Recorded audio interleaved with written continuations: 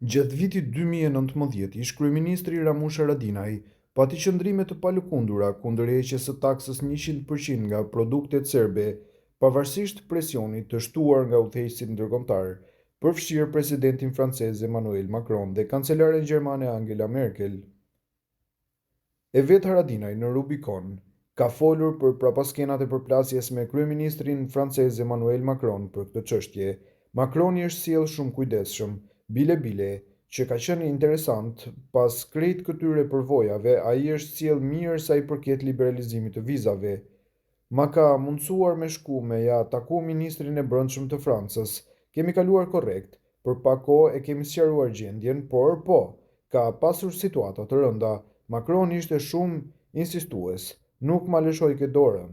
Ma kapi për dorë s'më lëshoj më dal, thoj ke diçka duhet me na dhën, zbrite taksën, i thash ndonjëherë tjetër, kam respekt për të, u shpreh kreu i AK-s. Kryetari i Aleancës për Ardhmërinë e Kosovës, Ramush Haradinaj, ka treguar ekskluzivisht në Rubicon arsyeën e tërheqjes së tij nga posti i udhëheqësit të kësaj partie. Haradinaj renditi 3 arsyet kryesore pse mori këtë vendim që s'ishte hiç i lehtë.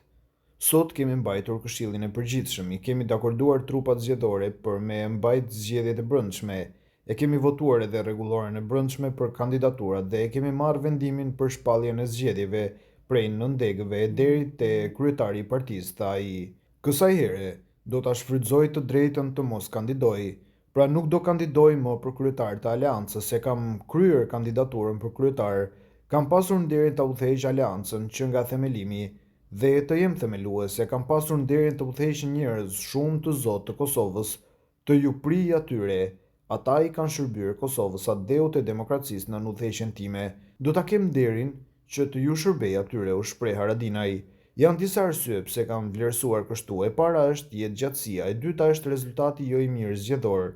Ajo që është më kryesorja është se dua t'i shërbej demokracisë dhe për faktin se në aleancë ka njerëz të zotë, shumë shpresa dhe besimi im është që ata do t'i ngrisin aleancës një parti fituese, u shpreh Haradinaj.